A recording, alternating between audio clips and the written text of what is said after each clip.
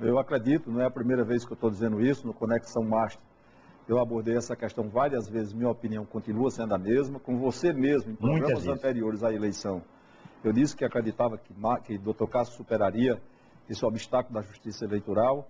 Me surpreendi até, de lá para cá, com o entendimento que teve o TSE, mas depois me reconfortei no meu entendimento jurídico com relação ao que pensa o Supremo Tribunal Federal, que se dividiu igualitariamente, né, nas opiniões, e a minha expectativa continua a mesma de que a candidatura dele deverá ser salva e deverá passar no crivo da justiça, se não eleitoral, pelo menos no crivo do Supremo. É uma expectativa que eu tenho como operador do direito. Zé Maranhão vai mudar o marketing do segundo turno? Deve mudar, né? Porque, veja, se você... Mudou a produtora. Então, já é uma forma de mudar o marketing. Se você muda a central de produção do seu guia eleitoral e da sua comunicação com o eleitor, que é a produtora, então você já está essencialmente mudando mais de 50% do estilo de campanha. Estou me referindo ao estilo. O estilo do candidato deve ser o mesmo. O de se disponibilizar para o eleitor, estar perto do eleitor, responder o agrado que o eleitor faz com a candidatura dele. E me surpreendeu muito que nessas eleições, aonde eu o vi e andei com ele, um eleitorado jovem estava também ao lado da candidatura dele com satisfação. Quer dizer, fazendo gestos de amor, né, e gestos de carinho com a candidatura dele e com a figura dele. Isso foi a coisa mais surpreendente que eu vi na campanha. Agora, evidentemente que sob esse aspecto, o Maranhão está cada dia mais próximo dos eleitores, mas ele precisa agora instrumentalizar o partido dele, o PMDB, o nosso partido, instrumentalizar para que ele possa exercer plenamente o papel que nem esteve muito livre para exercer nos grandes centros. E aí, quando eu me refiro aos grandes centros, vou citar dois exemplos que você conheceu bem. O de Patos, nossa terra comum, porque em Patos havia uma campanha muito bonita do PMDB, mas com a centralização dos interesses nas candidaturas familiares locais, né, nos projetos familiares. Isso não constitui nenhuma deslealdade do grupo de Francisca Mota, Nabu e Hugo a Maranhão. Pelo contrário, eu acho que eles fizeram uma campanha bela em favor de Maranhão. Mas é evidentemente que os interesses estavam muito centrados em cima daqueles projetos locais e ainda mais projetos familiares, deputado estadual e deputado federal. Já pegando esse bigode de projetos familiares, eu vou sair de Patos e venho para Campina. Campina foi a maior surra dos últimos anos que deram em veneziano. 3-1. Que diabo foi aquilo que Cássio fez com Zé Maranhão, com o veneziano? Bom, aí você está... Que derrota foi aquela? Você está usando a linguagem adequada já na interpretação. Ou seja, tem uma figura que é responsável por isso, que é Cássio. Ou seja, na medida em que se foi sangrando mais Cássio, se foi batendo mais nele, e houve uma espécie de agressão política, até legítima no embate, a figura de Cássio, Campina Grande foi mais reagindo em defesa dele. Do seu filho. Do seu filho, do filho local, né? Isso aconteceu, aliás, no estado todo. A gente dizia internamente que é preciso procurar ler o imaginário coletivo. Quer dizer, o que é que o eleitor está reservando para Cássio nessa briga que se está travando contra ele? Está querendo protegê-lo, está querendo ir à forra, está querendo dar uma resposta por ele, na fragilidade dele e na temeridade quanto ao seu mandato, né, pela justiça eleitoral. O eleitor está querendo fortalecê-lo. Ora, ninguém sabia disso, nem pesquisa dizia isso, nem a gente sabia, era só a imaginação. Eu acreditava que o eleitor estava se preparando para fazer um papel em defesa dele. Porque ele parecia mais frágil, mais sofrido, né, e mais combatido. Hoje, João, quer dizer que Cássio está provado que tem 1 milhão de votos. Da outra vez, ele foi caçado porque disseram que ele comprou com aquele cheque da FAC. Essa campanha ele não gastou R$1, tinha um lacral no bolso, que não botava a mão no bolso. Quer dizer que está provado que Cássio tem 1 milhão de votos? Está provado, né, não tem dúvida sobre isso. E depois tem um dado que é interessante e está para análise. É o que aconteceu com a votação de Cássio em João Pessoa. Cresceu. Cresceu. Por quê, João? Porque ele passou a ter um aliado que antes era aliado em Maranhão e agora passou a ser aliado. O Ricardo. Então o ricardismo assumiu a candidatura de Cássio em João Pessoa. Se não assumiu integralmente, mas em parte assumiu. E Campina Grande manteve uma defesa intransigente ao nome dele e ao projeto dele, que também é um projeto local. Né? E ainda deu a Cássio o direito de, no segundo voto, puxar um pouco Efraim, pelo menos em Campina Grande. E Efraim já estava variado. Derrotou Vital em Campina Grande. Derrotou Vital em Campina Grande. Então esse é um fenômeno, digamos, estritamente cassista. E a votação que ele teve em favor dele em Campina Grande, ele conseguiu transferir também para Ricardo. Então, agora, pela primeira vez, João Pessoa e Campina Grande deram um resultado favorável ao lado cassista. porque Ricardo incorporou o que ele tem em João Pessoa ao que Cássio tem em Campina Grande. Né? Melhorou a imagem de Cássio em João Pessoa. E Cássio levou integralmente a imagem de Ricardo para junto da imagem dele em Campina Grande. Você acha que Ricardo pode perder em Campina Grande agora? Eu não digo que ele perca, eu digo que ele perde mais da metade pelo empenho de Veneziano, de Vitalzinho eleito, de Dona Nilda eleito. Dona Nilda quase perde a eleição. Quem... Foi a última. Não, mas não interessa. Interessa que eles estão Agora com mandato. mudou. Interessa que eles estão com mandato. E Veneziano tem exclusividade de dedicação à candidatura de Zé Maranhão, que você sabe que, embora ele seja também extremamente leal, o grau de dedicação à candidatura da mãe e do irmão haveria de ser maior do que a qualquer outra candidatura. Mas o irmão não ganhou em Campina Grande. Quem ganhou foi não Cássio ganhou porque e Efraim Moraes. Campina Grande quis fazer um esforço concentrado em defesa de Cássio. Paz, Zé Maranhão perdeu, Souza Zé Maranhão perdeu e Caseiro Zé Maranhão perdeu. O que é que Zé Maranhão tem que oferecer a essas 3 cidades, polos, no interior, para reverter o quadro? Eu não sei o que acontece de concreto em Cajazeiras, não tenho os elementos da avaliação, não sei o que acontece de fato com os fenômenos de Souza, mas o fenômeno de Patos e de Campina Grande são fenômenos de dedicação das lideranças locais a projetos de interesse mais estritamente deles, sem deslealdade a Maranhão. Mas, enfim, uma concentração de interesse. Né? Em Patos aconteceu isso, em Campina Grande aconteceu isso, e agora esse setor que estava concentrado em defesa dos seus próprios interesses são setores que estão voltados inteiramente e ferreamente em defesa da candidatura de Zé Maranhão. E vai acabar quando esse choro, esse muro de lamentação? Enquanto existir derrotado, não vai se acabar nunca, né? Porque quem menos reclama são os vitoriosos. Então eu acho o seguinte, os derrotados têm todo o direito de reclamar.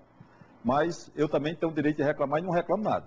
Eu não estou reclamando nada. Eu nem pedi, nem me ofereceram e não chegou. Nada, nenhum tipo de ajuda. Eu não tenho o que reclamar. Porque eu deveria de reclamar se eu tivesse ido atrás e não tivesse recebido. Eu não fui atrás nenhuma vez.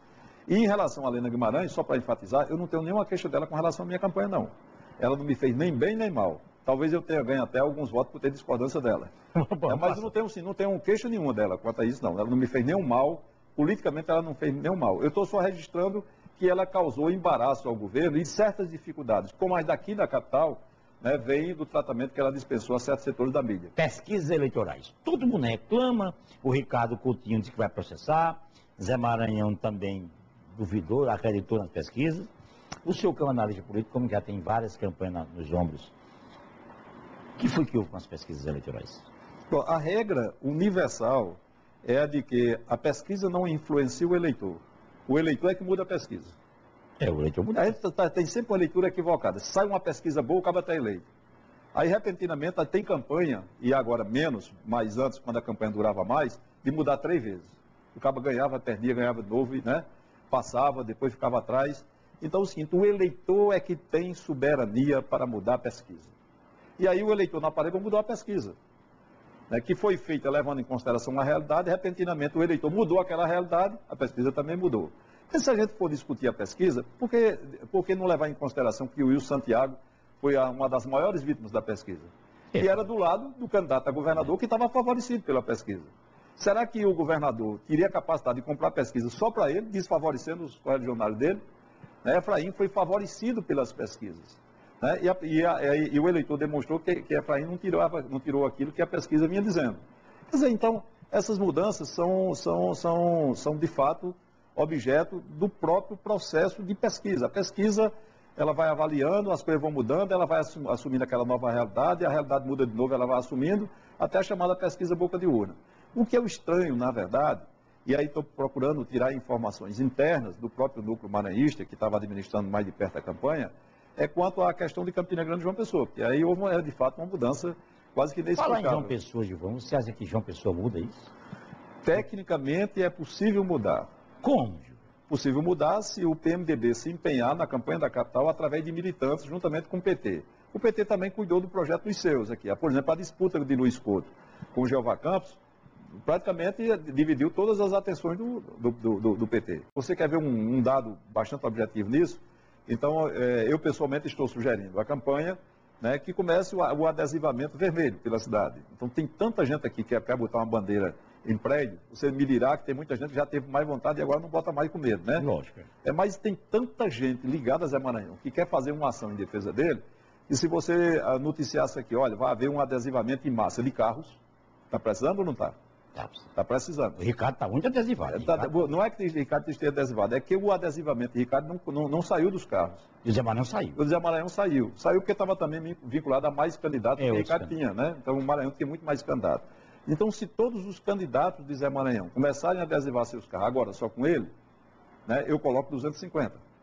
Você mesmo. Eu coloco 250. Então, é o seguinte, eu estou sugerindo que haja presença da militância, presença do eleitor, presença do agrupamento de Zé Maranhão, demonstrado isso publicamente em João Pessoa e Campina Grande e nas outras cidades, mas especialmente aqui em João Pessoa, a partir de banners em prédios, onde for possível, em casa, onde for possível, em carros. Adesões. Ricardo Coutinho vem mostrando adesões todo dia. Prefeitos. Agora o Antônio do Sopão já não está mais com o Zé. O partido dele ficou contra, ele deixou o apoio de Zé Maranhão e agora está neutro. Adesões para Zé Maranhão estão aparecendo? Olha, embora haja esse episódio de Tonho do Sopão, que foi aconselhado pela sua assessoria a não se expor da forma que se expôs, né, e eu não acho que Zé Maranhão ganhasse muito voto com o Tonho do Sopão, mas eu acho que Zé Maranhão aproveitou um instante da mídia que estava focada na figura dele, né, e colou bem com a adesão que ele deu. Depois, quando ele saiu, se ele não tinha para trazer, o que é que ele tem para tirar? Nada. E ele não foi também para Ricardo Coutinho. Então, foi aquele instante de fotografia em que Tonho do Sopão teceu loas a Zé Maranhão e demonstrou engajamento ao projeto de administração pública do governo Maranhão. Então, isso não tirou. Até porque ele disse, vou para a neutralidade. Mas ele não refutou aquilo que ele havia dito. Ele não recusou, diante do propósito que ele tinha, de transformar o Sopão dele numa instituição de governo, né, e ligada a Zé Maranhão. Isso não apagou. Então ele desagradou aos setores ricardistas que estavam em torno da candidatura dele e ele sentiu que tinha perdido já de saída a maior parte do capital que ele tinha adquirido. Então ele teve uma autocrítica, achei correto isso. Né? Agora, a estratégia de adesões, sabe, todos os candidatos têm.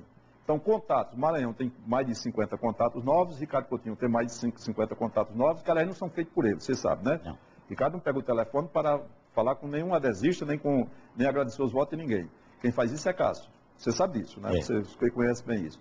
E Maranhão está fazendo isso. Agora, cada um guarda a 7 chaves os segredos das adesões. Lula e Dilma não vem mais a Paraíba? Segundo tudo? Acho razoável até que não venha. Né? Eu não queria grandes surpresas que ambos viessem a Paraíba, ou pelo menos um deles viesse a Paraíba em defesa da candidatura da coligação, que é a candidatura do PMDB. Eu acho que isso é até devido, política e partidariamente. Mas acho razoável que isso não possa acontecer, porque a disputa está muito igualitária e o outro candidato também anunciou durante a campanha que vota nela para presidente da República, né? Então veja que isso é uma coisa que não permitiria a uma pessoa se dividir entre dois amigos que estão lhe servindo, né, quase que igualitariamente. Eu não diria que Ricardo esteja servindo a Dilma igualitariamente a Zé Maranhão, porque Zé Maranhão serve a Dilma exclusivamente. E Ricardo serve a Dilma por parte dele, do setor ricardista, e o setor cassista serve ao outro candidato, ao candidato exatamente adversário. Mas eu acho razoável que a gente possa não contar com eles. E também não identifico nenhuma capacidade grande de influenciar na eleição local da presença de Dilma, da presença de Lula. Eu não identifico isso. Por exemplo, o Tonho do Sopão, se ele for um cara que pudesse aperceber, né, que aqueles votos não foram dados a ele, mas foram dados contra outros, mas que ele é o depositário daqueles votos, se ele disser, eu não sou dono disso, mas agora eu quero ser, né, por uma atuação muito condizente, né, dentro da expectativa que o eleitor criou ao votar num cara bem pequenininho, porque o eleitor dele quis dizer, esse cara é bem pequenininho e dá sopa, e os políticos só dão sopa para eles próprios. É mais ou menos isso, né? Então, se ele se aperceber disso, se ele tiver muita maturidade e for bem orientado, ele pode ser uma figura muito chamativa. Independentemente de qualquer coisa, pode ser chamativa até pelo aspecto folclórico. Ter lá um chapelão de couro, né, sandálias, né, e quem sabe, se vez por outra, em hora de refeição, ele não vai levar para lá, levar um prato de sopa, um copo de sopa, né? Mas, enfim, é uma figura que representa setores da população. Do ponto de vista de representatividade eleitoral, ele é quem mais tem. Não é verdade? Ele é depositário de votos. Então, ele é depositado do maior volume de votos. E você tem figuras jovens, né? Então, outras pessoas também. Ranieri voltou, Gervazinho voltou, Francisca Mota voltou. Então, você tem jovens e pessoas maduras. Batinga, que é um parlamentar muito interessante, que ainda está correndo o risco ainda, né? Mas Enfim, você tem, eu acho que é uma Assembleia do seu tempo, mas uma Assembleia que não está a desmerecer a Assembleia passada.